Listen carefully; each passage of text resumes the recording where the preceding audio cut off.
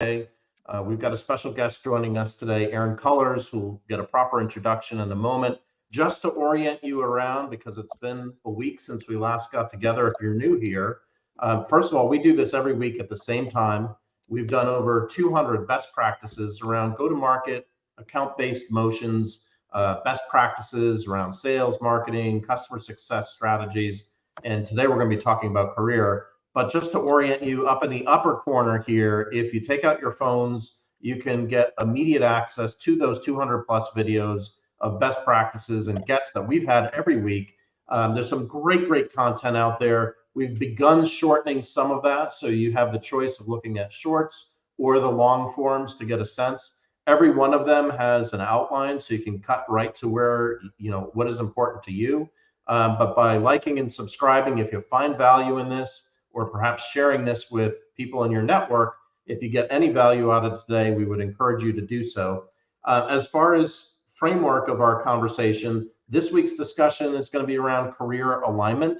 And I should also back up for a second. My co-host Meg Hewer and I have been doing this for, gosh, Meg, what is it, like 3 years now? 2 or 3 years? It seems like a long time. I don't know. We've done it for a while. And Meg formerly ran SiriusDecisions research and has had a couple CMO assignments following that as well. And then I've owned an agency as well as been a high-tech CMO for 10 years. So together we've kind of combined and put these videos together really to benefit you, our audience. But today's topic is going to really be around career alignment and what to ask yourself if you're considering a change. And in this environment, a lot of people are considering changes right now. And we'll bring up our poll. This was kind of interesting to me when I took the poll, because I can see who votes behind the scenes. So the others can't necessarily see that. But one thing that kind of stuck out to me was the not at all intentional, and the very senior level people that selected that. I about fell out of my chair when I saw that. I'm like, wow, people in the industry that we would know were not intentional and fell into some pretty senior level positions. But I had clicked somewhat intentional. Meg, what was your reaction to this poll? Yeah, I picked somewhat intentional too. And I think you'll hear from Aaron that, our experience, John, isn't that unusual. Sometimes you make a plan and then I remember our former manager, Aaron, Tony Jarrow, saying, quoting, Mike Tyson, who said, everyone has a plan until they get punched in the face. Or sometimes everyone has a plan until somebody, hands you a lottery ticket. So you never know. It can go both ways, which is why I am really happy to welcome Aaron Cullers to Account-Based Friday, because he's really had, I think, an interesting and varied career. And that has allowed him to have a combination of those intentional and serendipitous moments where he's been able to sort of think about, hey, what is it that I'm best at? What is it that I want to be doing? What's my best contribution? And I thought he'd be a great person to share some advice with us today on that journey. Aaron, welcome. And Aaron is VP of Marketing at the Toubes Agency, but also was a longtime colleague of mine at SiriusDecisions and Forrester, where I have to say he was one of my favorite and funniest speakers up on that summit stage. So no pressure, Aaron, but a little stand up for not running this. Okay. Great. No, that's anyhow. Clearly, I am not the comedy person, which is why I respect his humor. But Aaron, welcome, and tell us a little bit about your current role. Yeah, appreciate it, Meg, and thank you for the added pressure to be witty and charming here. That's needed that for sure. And it's good to see you guys again. I love how you talked about, there are 3 years worth of videos in this series available to go back, because we just were talking before we went live here that I last was with you about 3 years ago, right? When we talked about account-based planning and marketing and kind of where to go with that. Thank you for having me on. We probably should put a disclaimer in the lower third that says, not a licensed career coach, right? Because that wasn't what I was trying to bring to the table or talk about. But we wanted to talk through that poll result. I also put somewhat intentional, right? And I think that that's because you can start out with a destination in mind, what you want to do, and whether that be a title or a company or what have you. And, sometimes it works and sometimes it doesn't work at all, right? And then you kind of are left with a pivot or a re-engineering of what you want to do. When I started my career. I felt like I was very fortunate to not just start with an environment and organization that was really varied and gave me a lot of good exposure to different pieces of the function of marketing, but the steps after that felt really intentional and by design as well. So I started my career in the wine and spirits industry.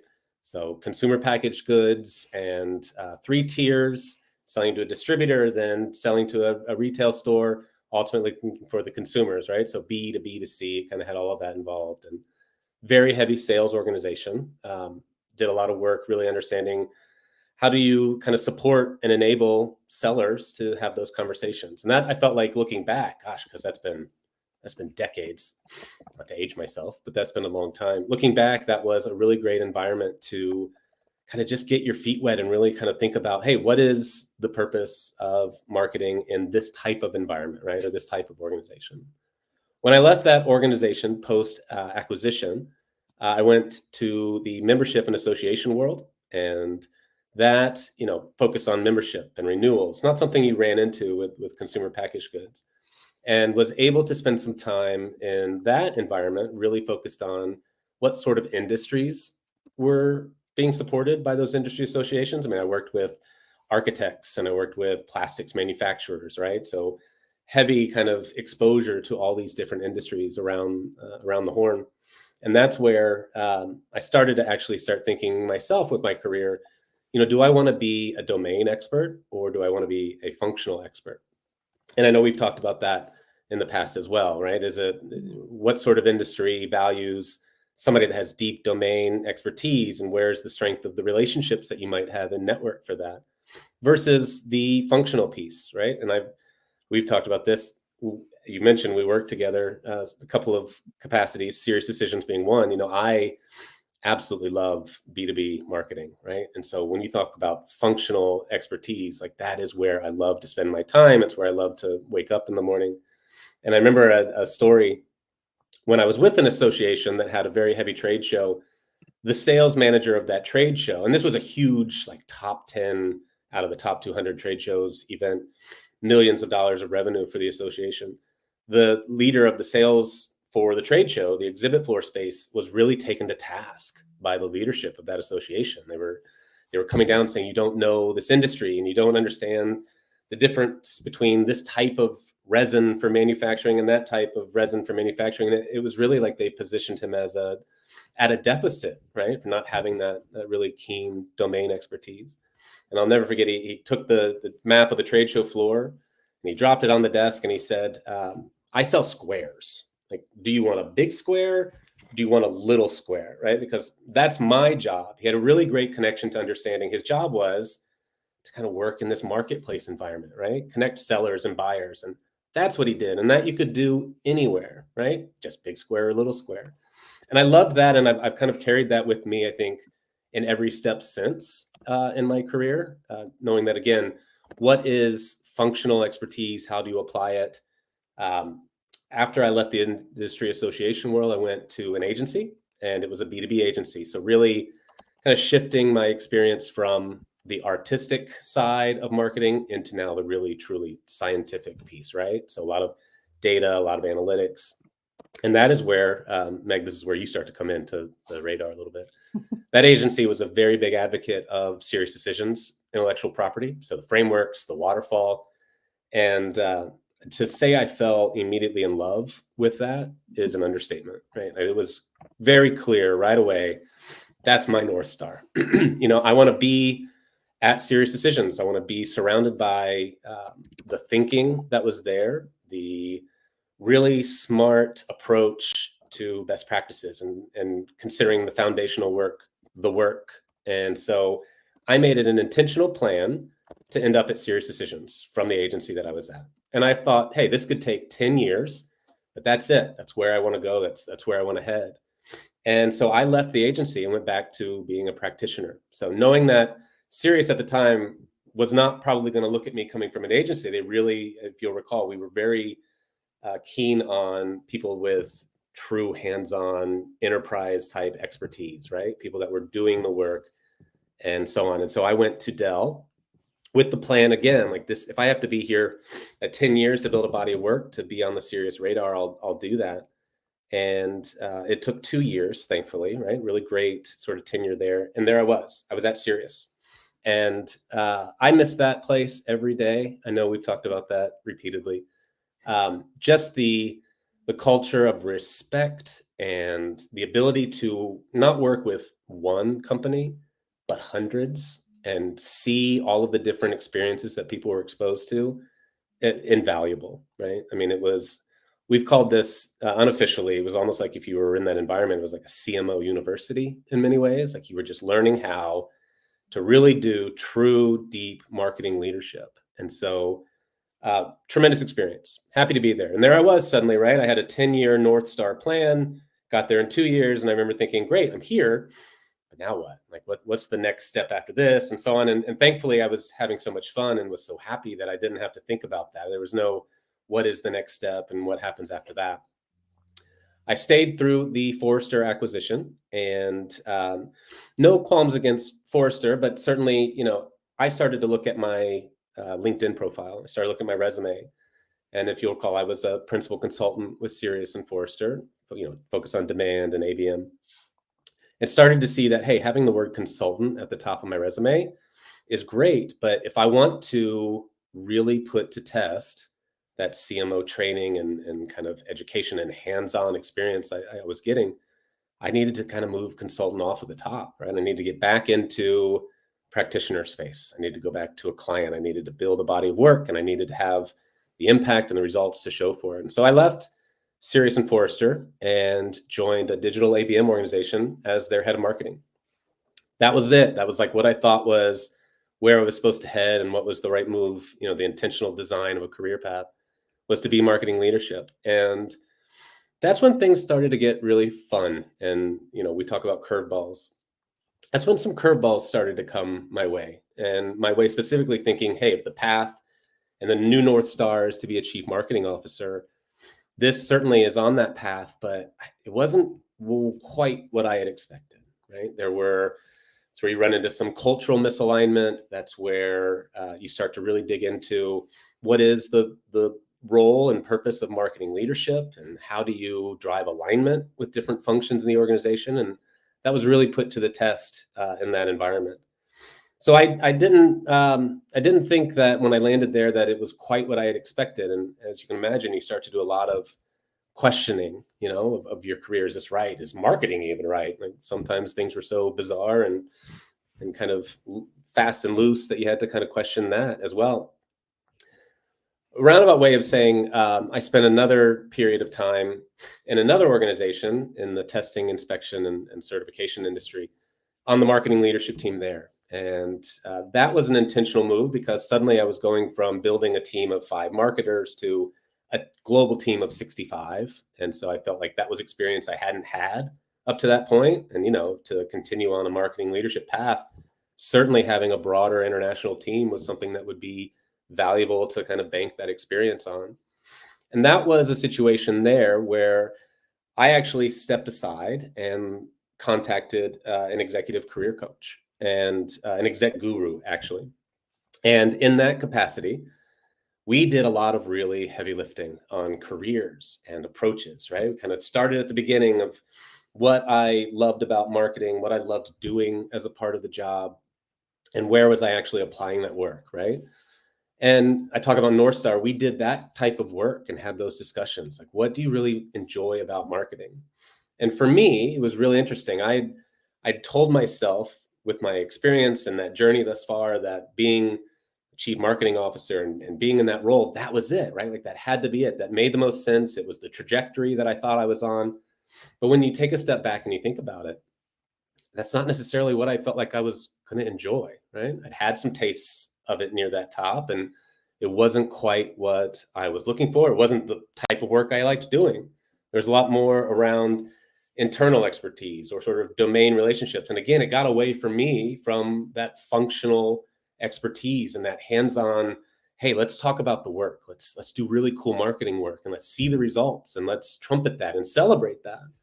That got a little bit out of reach from what I was doing. And so I was very fortunate the same sort of vibe and feeling I had around Serious Decisions, I actually have now again in my current role. And my current role is interesting because I have stepped now into the agency environment again, right? Did that 14, 15 years ago. Here I am again, because the thing that was most, or rang most true, was the fact that what I really liked was the type of work I got to do when I was at Sirius in the first place. And that was working with different clients on their challenges, thinking through, hey, what are ways to think about new approaches, right? How do you combine what is possible in their environments versus what is really achievable with our help or our support or our guidance. And so between that and kind of the just the relationship aspect of where I'm at now, I could not be happier, right? And so not all of those steps made sense to lead me to where I am. Certainly, there were some pivots, there was some re-engineering and reimagining, but it all came back to, at the end of the day, what I really enjoyed most was talking about marketing and talking about the role marketing could play in an organization and how it could help you be successful, how it could drive towards an impact and certain outcomes at the leadership level. That, I think, when I connected back to that, it made perfect sense that that's where I needed to go back and focus my time. That was a very short answer, by the way, to a question. So no, we didn't warn people that I could talk. People to understand, the direction that you've taken and why. And I'm interested, you talked about calling in a coach, and I think that's something that perhaps more people might think about doing. What were some of the hints you had that a coach was the right approach versus what most of us do, which is talk to our trusted friends and network and family and mentors and various people? But what's different about an independent coach? Yeah, that's a great question. A lot of it was perspective and pace. And so I was finding, certainly in my post-Sirius life, that I was running into a lot of just sort of consternation with my colleagues at the leadership level around what are we supposed to be doing here, right? What is the best path forward with marketing playing a strategic role to reach desired outcomes or even determine what those outcomes should be?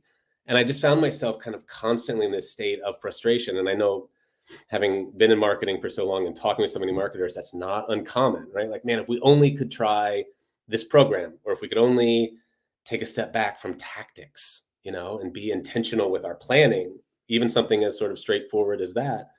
If we could do that, think about what would happen. And that is certainly what is innate from a B2B marketer standpoint, right? Like that knowledge, that desire. And it's not shared sometimes because priorities might be different from different functions or different stages of a company's path. And so I was finding myself very frustrated. And I thought, I'm taking on that new role, the TIC, the 65 member team.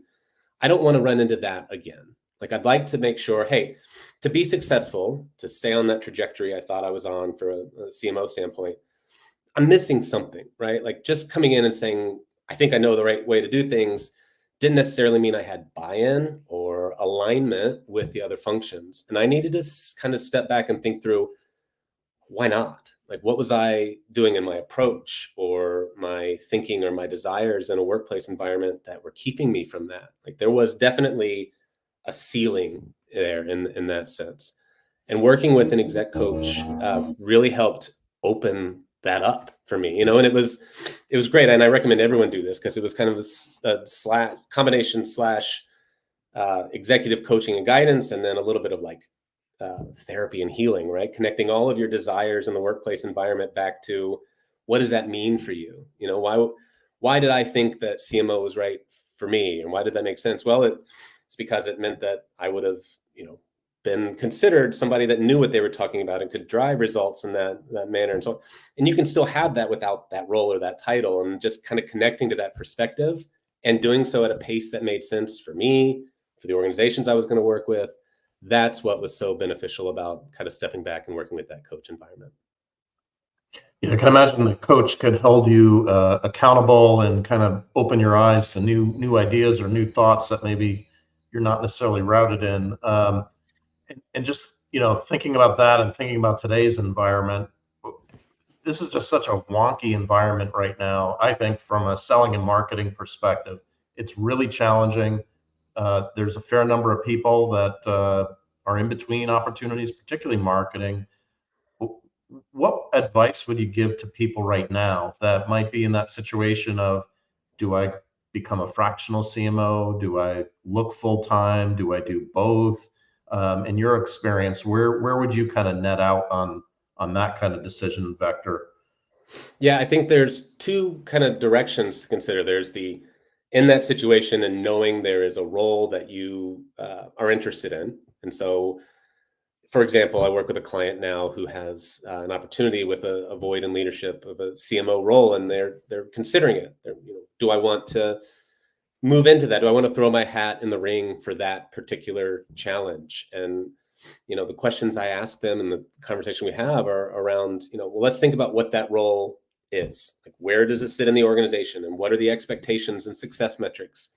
Based on that, is that of interest? Like that particular role, once you get in it, like me chasing the concept of a CMO title, once you get in, is that really the work you want to be doing? Or do you want to be focused on a different section of your industry, your company, your business? That is the first question. If you don't, or if you have a role or a destination in mind. On the flip side, if you don't, for me, I had a great opportunity through some reorg work at a prior org to kind of step back and think about, hey, I've got time as we work our way through this reorg. What are the things I like to do? And for me, based on the experience at Sirius and being a consultant, I love teaching. I love people who are watching clearly see that I love talking.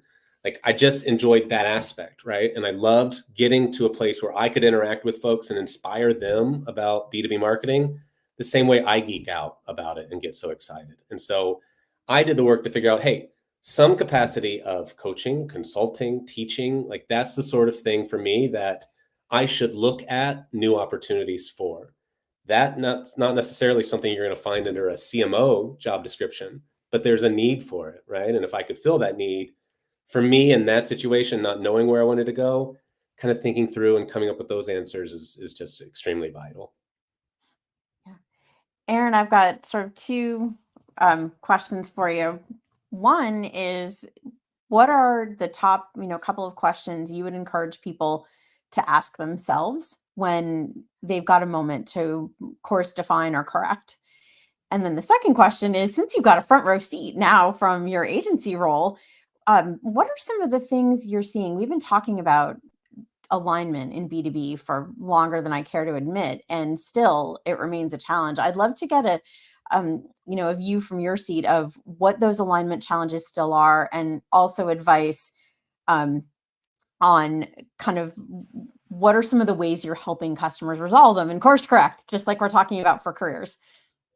Yeah, that's a good question as well. And you're right, we do get to see that. We do get to see, we have a number of great clients that we work with now in the specific sort of manufacturing and engineering and technology type space that does present itself an opportunity to think about what we were talking about earlier, which is domain expertise of great concern right now, or is it functional expertise? I think I've read recently that if you think about like true manufacturing industries and engineering firms, marketing talent and know-how isn't necessarily innate from the engineering side of the coin, and vice versa, right?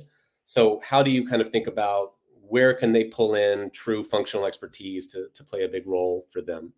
We see a lot of conversations around, hey, and this goes back forever, I think, for all of us, like marketing, if we had the seat at the table, right? Or if we had more ears to talk about how we can play a role and be supportive. Work with a lot of clients, we do at the Toubes Agency, to really think about how do you demonstrate marketing credibility and on what scale. Certainly going from 0 to 60 on, we do all tactics to we should build this comprehensive integrated strategy, and we should, that may not be the near-term success path. They may very well be, let's think about right now, right in front of us, what can we do? What can we shift that is sharper or more strategic, more targeted, and even making those sort of kind of little appropriate tweaks to demonstrate the impact is what we do on a daily basis. Not let's hey, the big world building, I love that. I think it's fun to talk about and do and plan for, but there is also that credibility building for your partners in sales or product or finance, that has to happen. And so doing that is certainly one of the things that we work with our clients on a day-to-day basis. And I think that we're seeing a lot of people still asking, like, how do we get marketing, big M marketing, to get more, respect, attention, budget, any of those things? It's through very deliberate steps and strategic wins that build that credibility and get you more and more of that attention. And I went in that direction to answer your second question first, and I kind of forget the first one, Meg. What are the couple of questions you would have marketers or others ask themselves when they need to course define or course correct? Yeah, same thing, which is, what do you want your success to be defined as? I thought my success should be defined as a certain title, right? And that was sort of blind to, hey, on a day-to-day, a month-to-month basis, like, what are the things and the outcomes of the work that I'll get to do? What does that look like? And I think if you can kind of ask yourself those questions and think through, hey, this week, I want to build something at the program level that is going to be innovative or be more impactful because we're going to do something a little bit more targeted than we did in the past. Like, that's the sort of work I really love to do. And I wouldn't have seen that, or I wouldn't know that if I didn't ask myself, hey, I want to be judged because that program really drove an uptick, whether it be, opportunity development or pipeline or what have you, as opposed to that sort of big, oh, well, if I'm playing this role, then success looks like blank. So it's a roundabout way of saying very specifically, like, what do you want your success metrics to be, and focusing on the environment and the role that lets you focus on delivering those. Yeah, I hear you, Aaron, and I'll add one, which is when I was meeting potential advisors at SiriusDecisions, people who wanted that analyst role. One of the things I always asked or looked for was, did they have coaching experience and did they like it? So whether that was coaching a sport, coaching, a little league team, coaching, it didn't matter, any kind of coaching, any kind of teaching, because people who love coaching and teaching inherently get their satisfaction from the success of others. As opposed to, I think, when you are driven by your own or your entity's success and you want to get to a certain outcome, that helps you, I think, have the nature that you need to be a really successful leader or individual contributor within a practitioner role. And what I found is, and this was for me too, over the course of a career, very often you start out as one, often that very driven leader or individual contributor, but you become the other as your priorities change over time. And sometimes they don't, or sometimes they're different from the start. But that was always a question that I encouraged people to reflect on. And it never proved untrue. When someone was a truly inspired coach, they were always a better analyst. Anyhow, or consultant for that matter. So for what it's worth, my 2 cents on the question to ask yourself. John Russo, let's close. I'm curious to get your take on that. You've been on the agency side. What do you encourage someone to ask themselves when they're thinking about that question? Gosh, I'm still wound up on your other comment that was such an insightful comment that you just made about the teaching and the coaching. My mom's a retired art teacher. I think she, at 81, she might become an analyst. But joking aside, I think you're right. Like, I had never really thought about it in that light or lens before of, they're probably putting themselves ahead of others, or they like to see the success of others versus themselves. And I could totally see that point of view. So I think it was a very insightful question. Or a comment that you made there. And the question that you just asked was, what would remind me again? What advice would you want to know if somebody is thinking about client side versus agency side? They've got opportunities in front of them. What would you encourage them to ask themselves before they choose? Yeah, I think that too is a good question. I like Aaron's the way he opened this by saying, hey, look, I've been on the practitioner side and I've been on the agency side. I think although there's room for purists on both sides, to me, what I found when I was a practitioner or a practicing CMO was somebody who had been there in the shoes before, held a lot more credibility with me, and could relate to my situation. Probably no different. Somebody made a comment about being in sales, right? Like, that's kind of an issue that we all face as marketers. A lot of us may not have had direct selling experience, but those that have had it get instant credibility. I think it's no different from a marketer who's looking at agency side or kind of a practitioner type role. I do think that, you know, we've had the benefit of, we're a little bit further on our careers than perhaps others. And, you know, my closing question back to Aaron would be, you know, based on what you've seen, is there any advice that you would give to somebody who's more junior in their career in terms of, you know, what they should be focused on right now, especially coming out of this wonky COVID environment or post-COVID environment? Like what one thing would you suggest to somebody more junior? Yeah, that's a great question. Like if I could go back and even think about, you know, Aaron from 5-10 years ago who thought CMO was the right thing, that it's not about roles or titles, right? Like I think there's certainly, and I'm not discounting this because it's important, right? Like there's a compensation consideration in your career and what you do, and are you compensated for where you want to be and the work you do? But to me, you know, that thinking going back retroactively, it's not a title and it's not a position. It is really, can you play a role that lets you deliver impact, right? Can you be a part of something that is, I think to what Meg just said, that is sort of bigger than yourself individually, right? And if so, and you find joy in that, that's telling, you know, pull that thread and follow that a little bit. There's also, to me, you know, I've said the phrase body of work a couple of times. Like that to me is really important to kind of look back and say, oh, I did meaningful work on whatever scale that is, for whatever environment that is. I did meaningful work. I enjoyed doing it. I didn't simply just sort of put my head down and kind of go through. That can work for some. I could never do that personally, right? Like I want to be doing things that have some level of impact, be it on the other members of the team, to the company, to an industry, to you name it. So I think that's a big piece of it as well, right? So being more, in the way Meg described it, selfless and be a part of something that you enjoy and gives meaning back to you.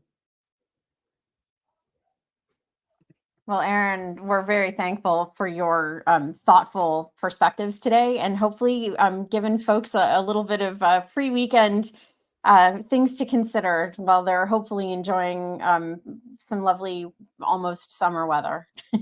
But thank you again, and it's always a pleasure to have you join us, and also a pleasure to continue to see you do great work. So thank you for that. Awesome. Thank you both too. It's good to see you both again.